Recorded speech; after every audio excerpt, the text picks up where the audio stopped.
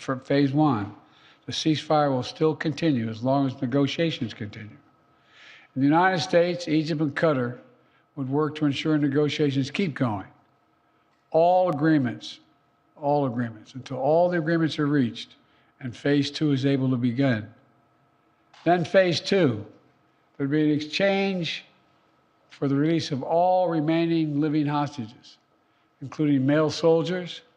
Israeli forces would withdraw from Gaza, and as long as Hamas lives up to its commitments, a temporary ceasefire would become, in the words of the Israeli proposal, the cessation of hostilities permanently, end of quote. Cessation of hostilities permanently. Finally, in phase three, a major reconstruction plan for Gaza would commence, and any final remains of hostages who've been killed would be returned to their families. That's the offer that's now on the table, and what we've been asking for. It's what we need. The people of Israel should know they can make this offer without any further risk to their own security because they've devastated Hamas forces over the past 8 months. At this point, Hamas no longer is capable of carrying out another October 7th, which is one of Israel's main objectives in this war, and quite frankly, a righteous one.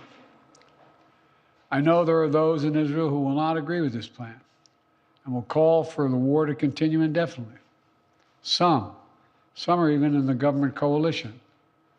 And they've made it clear they want to occupy Gaza, they want to keep fighting for years, and the hostages are not a priority to them. Well, I've urged the leadership in Israel to stand behind this deal, despite whatever pressure comes. And to the people of Israel, let me say this. As someone who's had a lifelong commitment to Israel, as the only American president who's ever gone to Israel in a time of war, as someone who just sent the U.S. forces to directly defend Israel when it was attacked by Iran, I ask you to take a step back and think what will happen if this moment is lost. We can't lose this moment. Indefinite war in pursuit of an unidentified notion of total victory will not bring Israel, will only bog down Israel and Gaza, draining the economic, military, and human resources, and furthering Israel's isolation in the world. That will not bring hostages home. That will not bring an enduring defeat of Hamas. That will not bring Israel lasting security. But a comprehensive approach that starts with this deal will bring hostages home and will lead to more secure Israel. And once a ceasefire and hostage deal is concluded, it unlocks the possibility of a great deal more progress, including calm along Israel's northern border with Lebanon. The United States will help forge a diplomatic resolution, one that ensures Israel's security and allows people to safely return to their homes without fear of being attacked. With the deal, a rebuilding of Gaza will begin. Arab nations and the international community, along with Palestinian and Israeli leaders, to get it done in a manner that does not allow Hamas to rearm.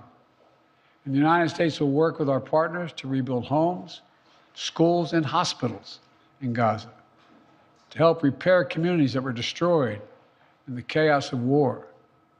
And with this deal, Israel could become more deeply integrated in the region, including, it's no surprise to you all, including no potential historic normalization agreement with Saudi Arabia.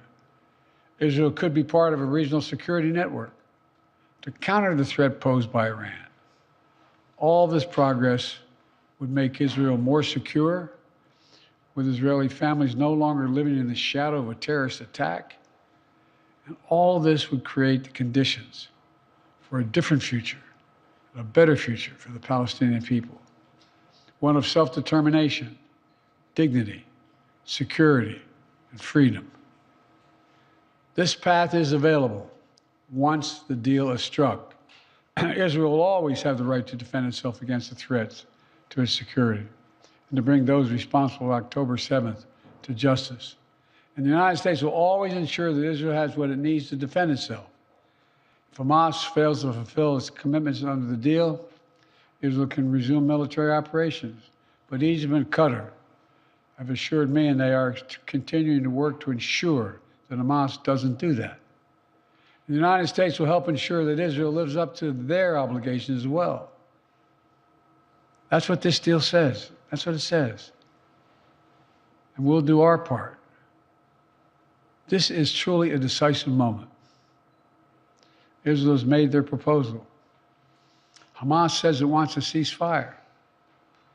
This deal is an opportunity to prove whether they really mean it. Hamas needs to take the deal. For months, people all over the world have called for a ceasefire. Now it's time to raise your voices and demand that Hamas come to the table, agrees to this deal, and end this war that they began. Of course, there'll be differences on the specific details that need to be worked out. That's natural. If Hamas comes to negotiate, ready to deal, then Israel negotiations must be given a mandate, the necessary flexibility to close that deal. The past 8 months have marked heartbreaking pain. Pain of those whose loved ones are slaughtered by Hamas terrorists on October 7th.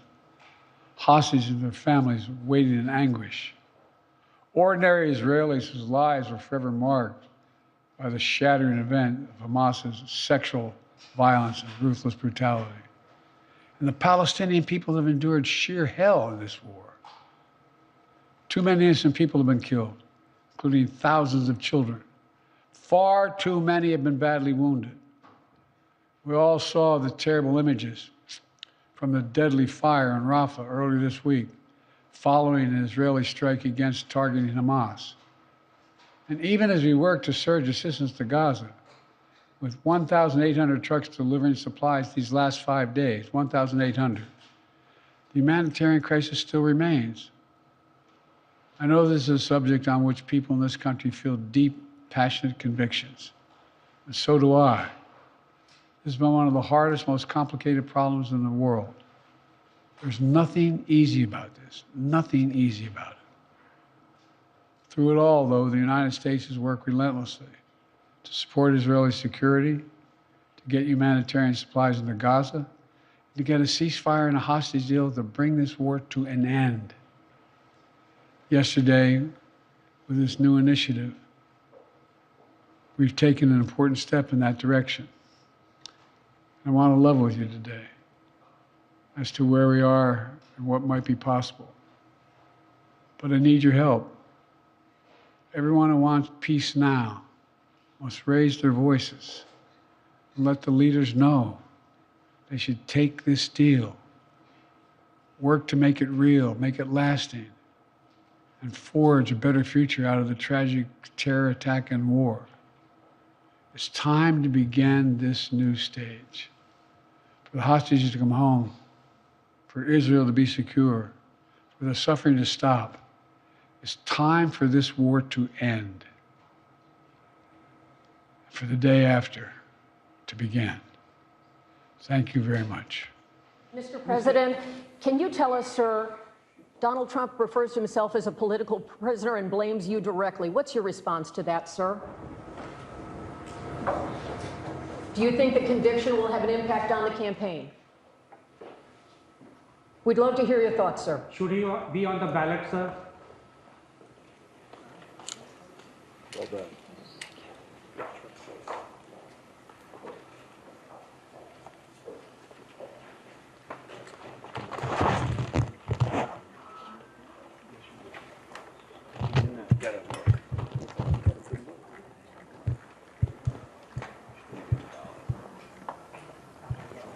I have my glasses off, so I couldn't see it back.